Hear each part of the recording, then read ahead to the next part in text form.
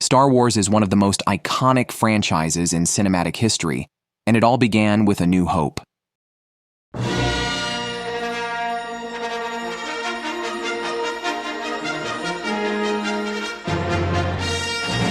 This groundbreaking film and its sequels, The Empire Strikes Back and Return of the Jedi, captivated audiences worldwide, earning a combined box office gross of over $1.8 billion in their original releases alone.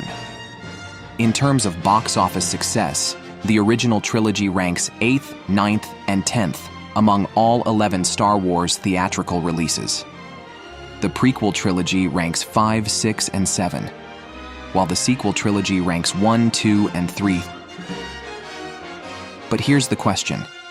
While the prequel and sequel trilogies outperformed the originals in terms of box office gross, does that really paint the full picture of their success and popularity? After all, ticket prices have risen dramatically since 1977. In this video, we're analyzing Star Wars by the numbers.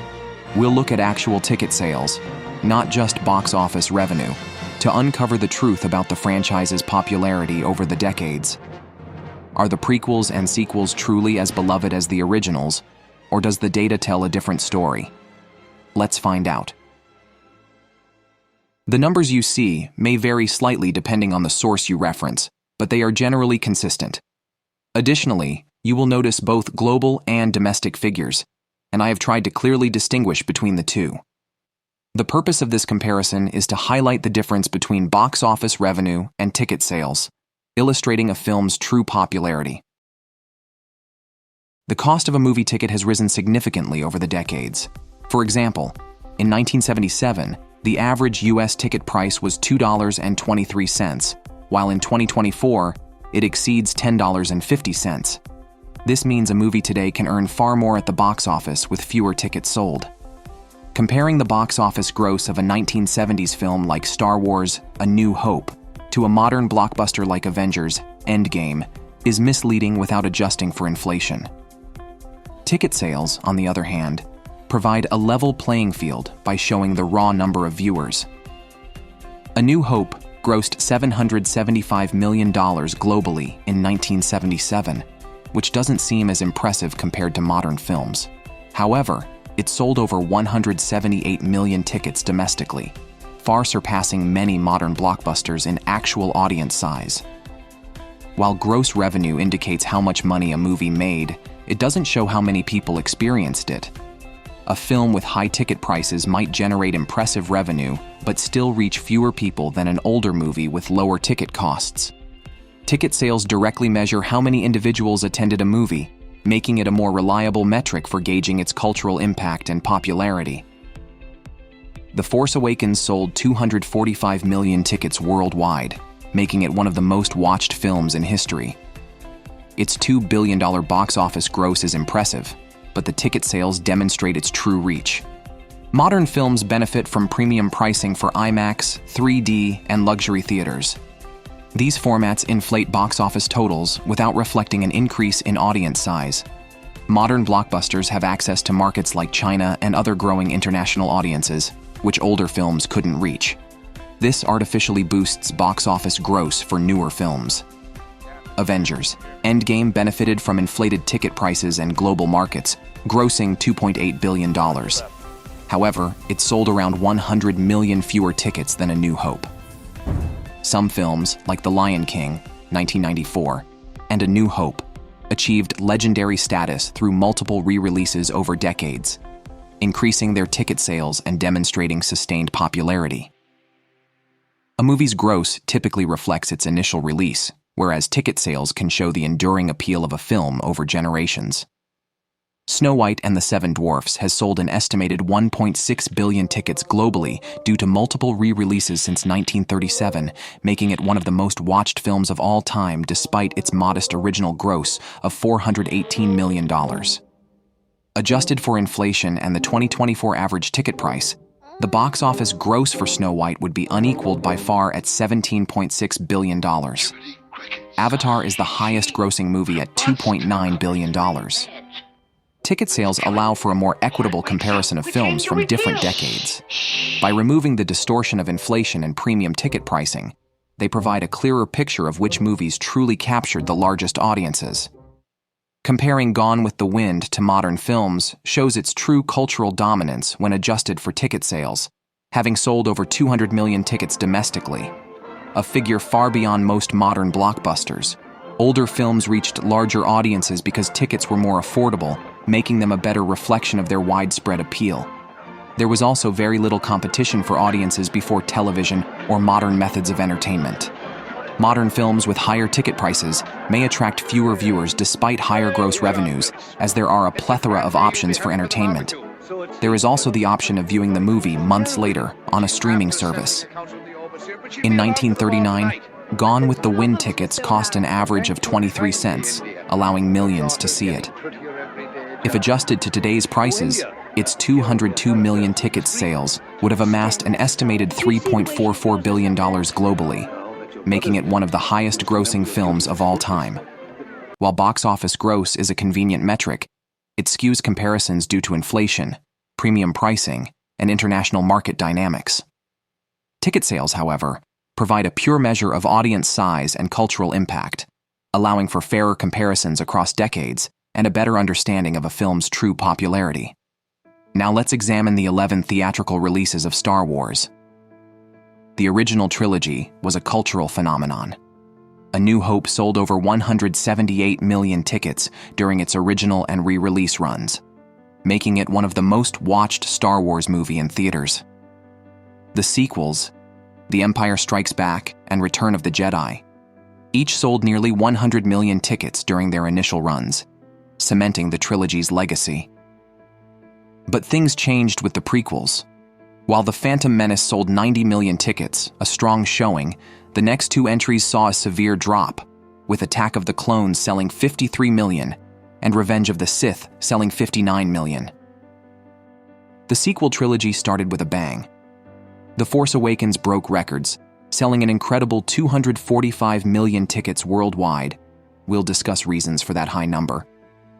But then ticket sales declined sharply for The Last Jedi and The Rise of Skywalker, selling 72 million and 59 million tickets, respectively. So why did The Force Awakens perform so well? It was the first Star Wars movie in a decade, and it promised a return to the original trilogy's roots. Nostalgia played a huge role, drawing in longtime fans who hadn't been this excited about Star Wars since Return of the Jedi. With the appearance of Luke, Leia, Han Solo, and Chewbacca, excitement was high for original trilogy fans and prequel fans alike. Star Wars: The Force Awakens was also the centerpiece of an aggressive, extensive, and multifaceted marketing campaign orchestrated by Disney.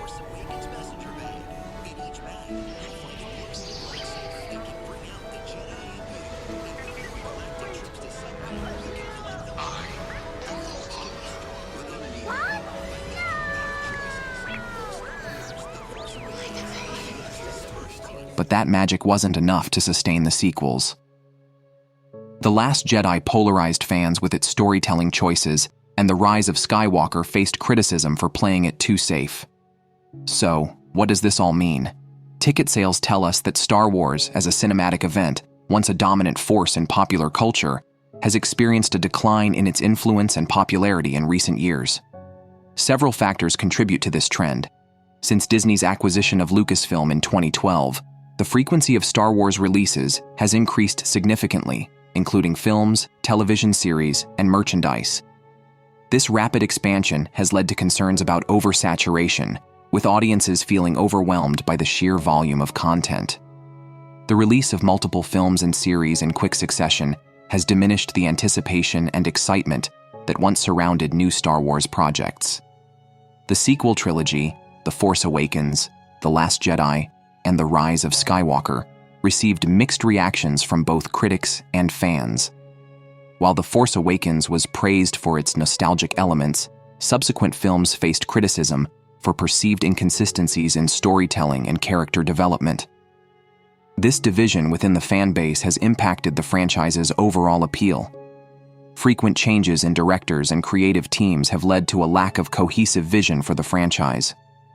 Notable examples include the replacement of directors during the production of Solo, a Star Wars story, and the shifting plans for future films. These disruptions have contributed to a perception of instability within Lucasfilm's leadership.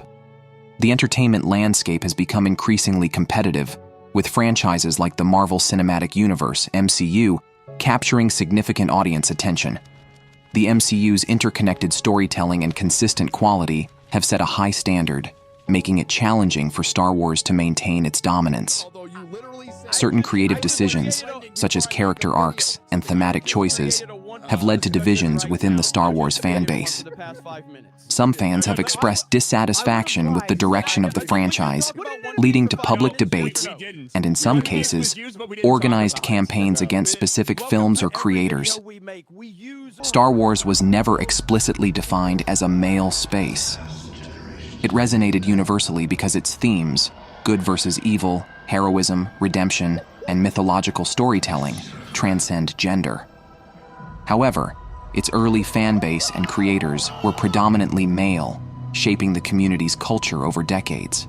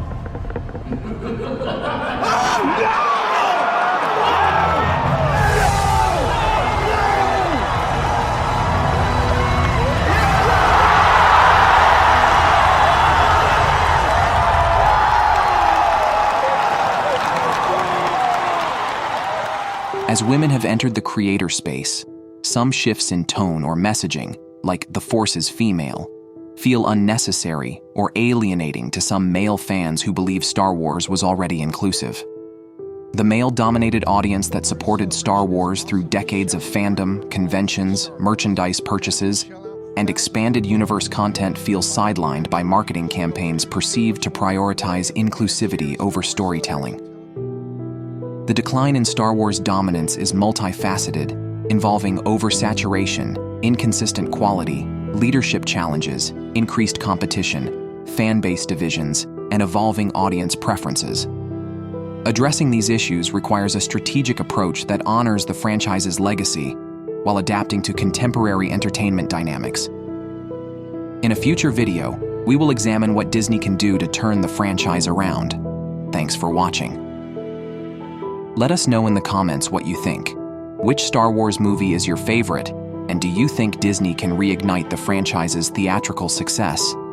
And don't forget to like, subscribe, and hit the bell for more deep dives into the world of Disney and Star Wars.